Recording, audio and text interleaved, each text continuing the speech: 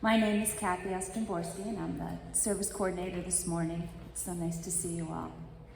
So you can refer to your order of service for announcements, and also the website for the North Chapel is a wealth of information for all the activities going on in this community. If you're new to the North Chapel, welcome. If you're visiting, please consider signing the guest book that's in the back of the sanctuary. So per our COVID protocols, we're still staying masked.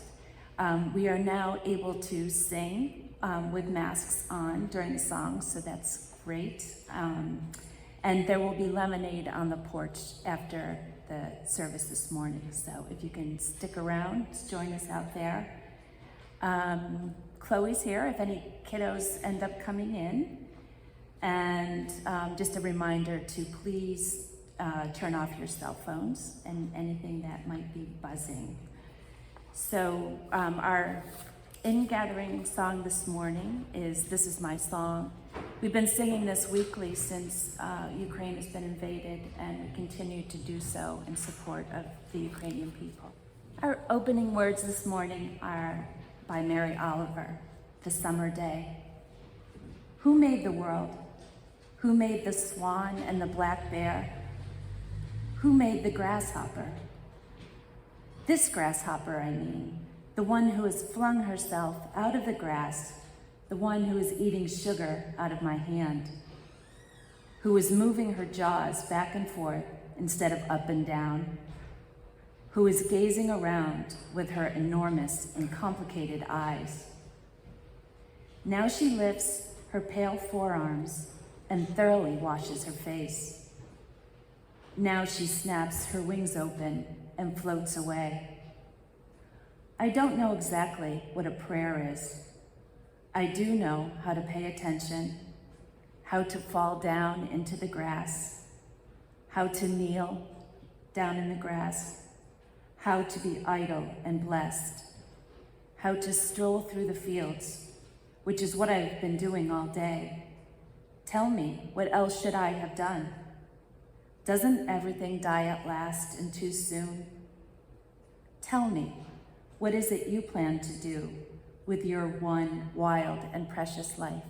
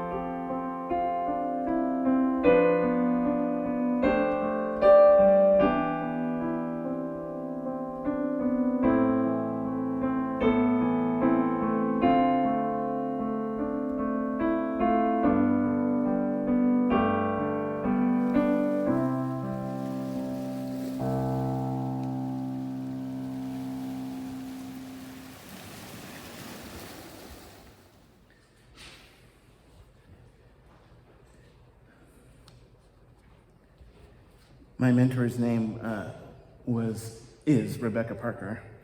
I'm sure she doesn't want to be my mentor anymore, and I still call her up and ask her questions and annoy her. But she was my teacher at the Star King School. She told the story of this young 6 or 7 year old girl who was asked to sing the national anthem, and she didn't know the words. So they said, "Do you know any song that you could sing on this occasion?" And she said, "I know America the Beautiful."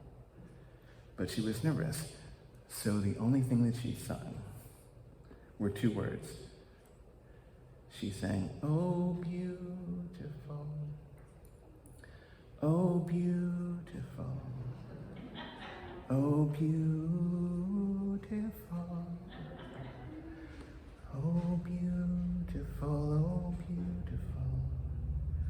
oh, beautiful, oh, beautiful, oh, beautiful, oh, beautiful, oh, beautiful,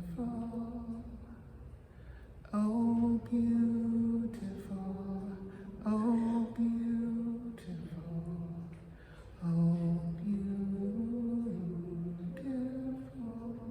Now, I don't know how she felt at the end of that.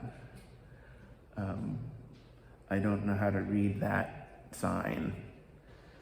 But sometimes things don't go as planned, but they still lead us on the spiritual journey. Sometimes we misread the signs on the spiritual journey, and it's easy to do.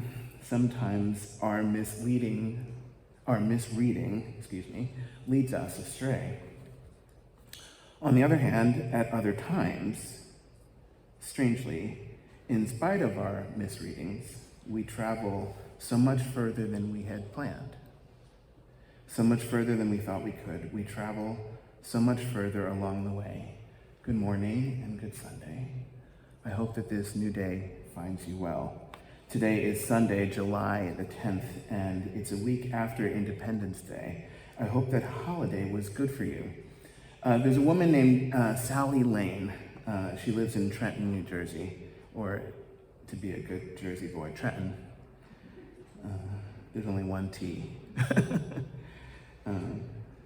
She seems pretty fierce, and she follows the news quite closely. So she was angered a couple of weeks ago when Senator Liz Cheney, Republican from Wyoming, questioned General Michael Flynn, asked him if he believed that the violence of January 6th was morally justified, if he believed that the violence was legally justified, and if he believed in the peaceful transfer of power. She was angered because General Flynn did not answer these questions directly. Instead, and at the advice of his lawyer, he availed himself to the right to not be held to answer the questions of the January 6th committee. He pleaded the Fifth, making a legal appeal to the same Constitution that ensures the peaceful transfer of power. That made her pretty angry, so she posted. She offered an interesting reflection about where we are these days. She posted, "Happy 4th to everyone not pleading the Fifth about the 6th. I admire her pluck, her spirited, determined courage. It becomes an act of courage sometimes, patriotism even, to stand apart from the news and be at peace a little bit. It's an act of resistance, it's a mode of survival, to look for American beauty in new and different ways, to discover ourselves again, or in some ways for the first time." I tried to do that in the garden the other day. I tried to capture the essence of the new American country tomato on camera. I couldn't get the right angle until I got down on my knees, or as Mary Oliver says, until I was idle and blessed. And then I captured something special. It echoed. Something sounded within me. So I took a good deep breath and I took a good look around, and I wondered about the once-in-a-lifetime miracles that happen, and I wondered about the ones that happen every day. And I thought about ministry, and I thought about that song by Peter Mayer when he says, "When I was a boy each week on Sunday, we would go to church and pay attention to the priest, and he would read the holy word and consecrate the holy bread, and everyone would kneel and bow. Today, the only difference is that everything is holy now." I thought about the passage from the Book of Miracles, number 3 in that first set of 50 short sayings right up front in the beginning of the book, the one that reminds us that miracles are not rare, they aren't magical. It tells us that miracles, and this is a quote, "miracles occur naturally as expressions of love. The real miracle is the love that inspires them. In this sense, everything that comes from love is a miracle." One can find lots of miracles in a garden. All we have to do is look. not look past the ordinary things to find the extraordinary, but look lovingly into the ordinary, because love is the miracle. The title of this morning's reflection is Mundane or Miraculous, the age-old argument between average and impressive tomatoes. When I came in this morning, there were two unsigned notes. One of this was a card, which had some various very important, serious things to say, and I feel the need to share them with you. It seems to be part of my calling to be honest to the moment, however difficult or challenging it can be. So this line that I want to read, I think most saliently, is what type of tomato smells best? Aroma. The inventor of autocorrect has died. His funeral is tomato.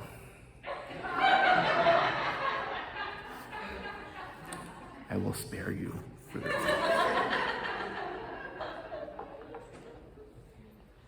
Gardens are getting ready for summer yield. Its flowers are bearing fruit, beginning to, reminding us that healthy growth takes time. A garden is the proper environment within which healthy growth is possible, average and impressive growth. The average and impressive both require particular conditions in order to grow. What are the particular conditions we need in order to grow? Tomatoes are, of course, important parts of the interconnected web that holds us all, but is this web of interconnection mundane or miraculous? Do you ever get superstitious about life? Just curious. No, you're all kind of tough. Couple minutes. Are you the type of person that looks to the outer world for signs or for external confirmation for that which is inward and spiritual and real? Because I am. For months, I was trying to make sense of this thing that often happens to me. I was a vegetarian for a long time, and then I went back to eating meat. I make an effort to eat locally, organic. I look for healthy living conditions. I try to be intentional about all of that. As often as I can, I cook out on the grill, but this weird thing keeps happening to make, and I'm trying to make sense of it. Maybe you can help me with this. Every time that I use the grill, the grill gets rained on the following morning. Now I marinate something special, I season it well, I cook it up nice, and I eat it. But I don't put the cover back on the grill right away because the grill is still too hot and the cover will be damaged. So I decide to wait until after dinner, and I make a plan to go outside and put the grill cover back on after I've enjoyed my meal and after the grill has cooled down sufficiently. And like clockwork, before I get out there, I hear the first few raindrops on the roof. And I'm often not yet conscious of what this implies. So I take no action. Minutes later, the frequency of the drops increases and the rain intensifies, and I realize that the grill is uncovered, and that frustrates me for some reason. Probably because the first grill I had rusted out terribly over the years. I still have it. It's in the garage. I'm holding on to it with a dream that I might restore it one day and make use of it again. That work does not rank high on my to-do list. I don't even know how to do it, so it doesn't happen. But it's a start, at least. My intention is there. It amazes me how frequently this happens. I have even been trying to craft a theory about the relationship between barometric pressure and my desire to make use of my grill. Obviously, I haven't gotten very far with that, but I don't understand why this keeps happening. It seems to always turn out this way, that I am outside, enjoying an evening, and then the gentle falling of the rain, and then I realize that I haven't replaced the cover on my grill and it's rain-soaked again. It's not always this way. Sometimes it's different. Sometimes the rainfall and my forgetfulness do not coincide until the following morning. I will wake from deepest slumber to the sounds of the gentle falling of the rain, and I am shattered by the realization that has become a constant in my life. I have not replaced the cover on the grill. But I found a way to beat the system. I got better. I got the better of it a few weeks ago. I cleared off the old porch that's just about halfway fallen apart, and I set up a table and a couple of chairs, and I made a plan to eat outside. I planned to use the grill to eat, to clean up, and then to put the grill cover back on, and I was unlikely to forget or become distracted by the sunsets, or by my cell phone, or by music, or by anything, because the porch is right next to the grill and the cover would be staring me in the face. And it worked out great, just as I planned. I cooked, I ate, I cleaned up, and then I put the grill cover back on the grill. I know it was only a tiny achievement, but I was quite happy and satisfied with myself. I went to bed quite happy and satisfied, and I enjoyed the deepest of slumbers. And sure as the day is long, I woke up to the sound of weather. I heard the telltale tip, tip, tip. I heard the summer sound, the gentle falling of the rain, and it did not shatter me from my slumber this time. I had outwitted the weather. I had been mindful, I had been focused, I was intentional that time. Strangely proud of myself, I took a great deep breath and I bounded out of bed and headed for the window in the bathroom. I looked forward to the feeling of genuine and great self-satisfaction to look out on the grill in its covered state. I wanted to see the cover that I had placed on my grill the night before, effortlessly and perfectly resisting the falling rain. Unfortunately, that did not happen. The overnight winds had shifted, and the grill cover had been placed gently and quietly beside the grill just a few feet away, lifted there by the wind. The grill was rain-soaked again, which was bad news, if you want to look at it that way. It should be noted that the grill cover was, in fact, working quite perfectly, if not as intended, keeping the nearby grasses perfectly dry. What sense can one possibly make of the spiritual signs like these? How does this guide us further on the journey? I guess it's true what they say, that the best laid plans of mice and men do often go awry. It is the sense we make of life, despite of our plans, that is most useful to us. This is so obvious when things go wrong in life. When things go wrong, making sense of things is our only option. Spirit appeals to my imagination much more clearly, it would seem, after life has taken a course that's different from my efforts, after my plans have gone awry, after overnight winds have lifted the grill cover, and after the rains have chosen to fall. When things go according to my plans, Spirit appeals to my imagination just the same, but I don't notice. I have tended to pay attention to the spectacles of life more than the average everyday things. Do you have this experience? I have a habit of keeping tabs on the miraculous much more than I have a habit of keeping tabs on the mundane. I've tended to make a bigger deal out of the impressive looking tomato. I have a tendency to try to make sense of impressive material things that are all around me, but I am less and less convinced by what I've been doing. There is a passage in the pilot episode of The West Wing that nowadays guides my thinking. President Bartlett was reflecting on the preciousness of his own granddaughter, Annie, and he told the story in which she is centrally involved. He said, there was a time when Annie came to me with a press clipping. It seems that these theologians down in South America were very excited because a little girl from Chile had sliced open a tomato, and the inside flesh of the tomato actually formed a perfect rosary. In Roman Catholicism, a rosary is a string of beads that is used for keeping count in a form of devotion in which 5 or 15 decades of Hail Marys are repeated, each decade preceded by an Our Father and followed by a Glory Be. The inside flesh of this particular tomato represented a string of rosary beads, and President Bartlett continued, saying, the theologians commented that they thought that this was a very impressive girl. Annie, my granddaughter, commented that she thought that it was a very impressive tomato. What is your perspective on this? And I'm not after your impressions about the West Wing episode. I'm asking about the quality of your perspective in life. I'm asking about our collective sense of mystery and wonder. Where do we look into the inner life of an average American tomato? When would we be open to seeing its miracle? In a book about meditation entitled How to Meditate, a practical guide to making friends with your mind, Pema Children tells the story. You know, it's interesting. Rebecca Parker, my mentor, was once introduced. She was leading a conference, a 7-day conference for a group called LREDA, which is Liberal Religious Education Directors Association.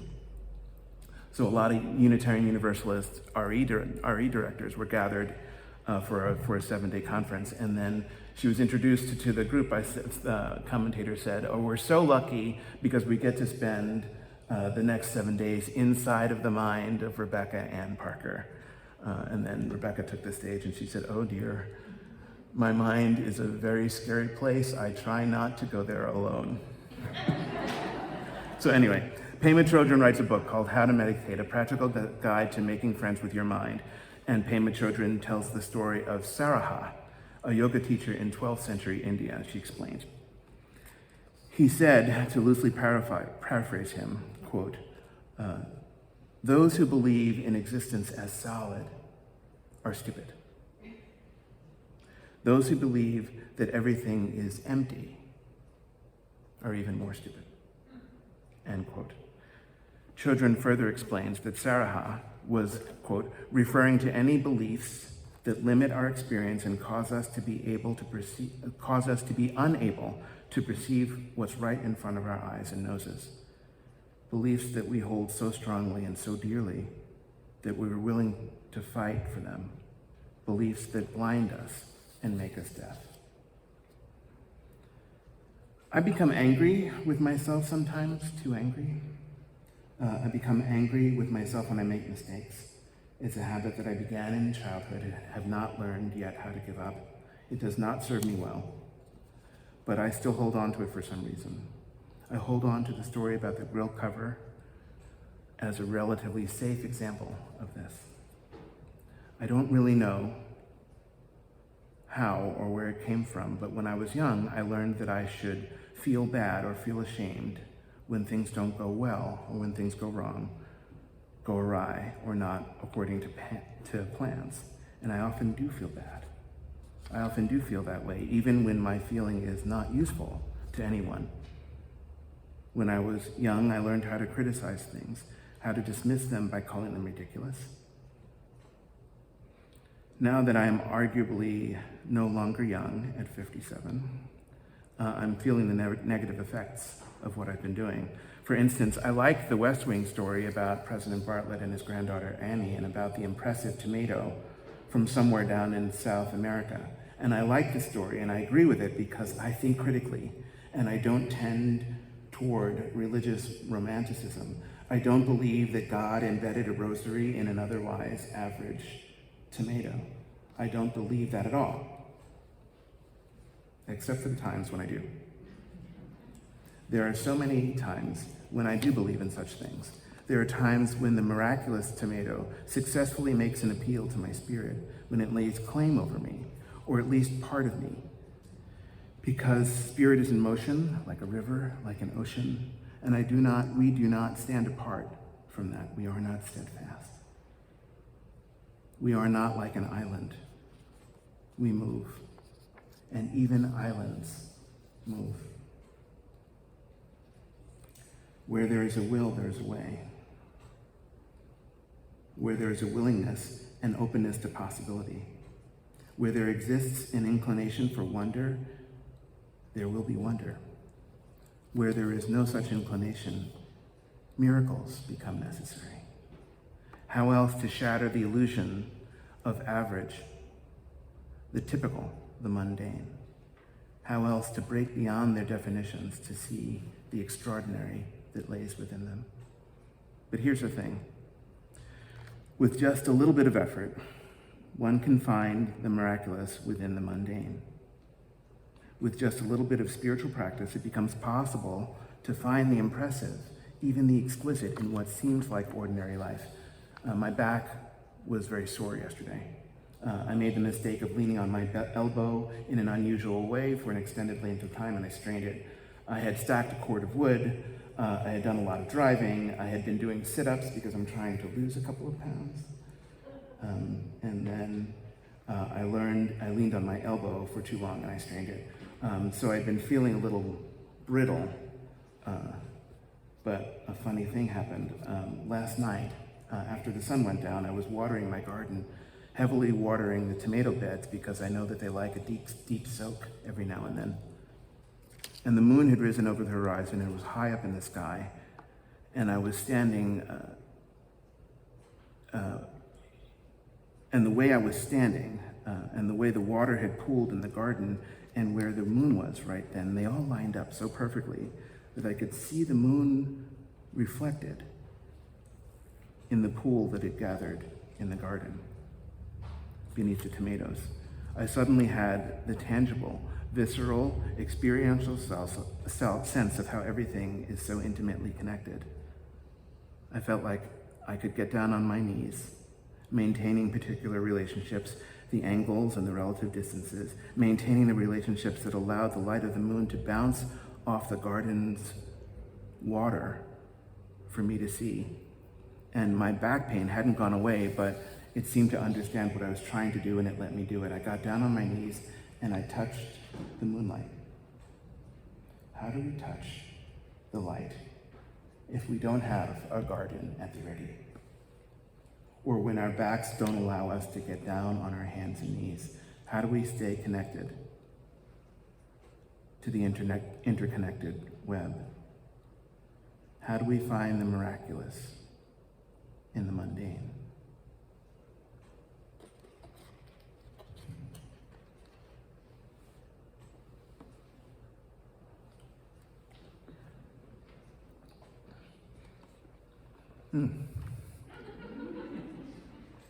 I don't know the answer to the question. I'll have to get back to you on that. Cheers. And every blessing. May it be so. Blessed be. And amen.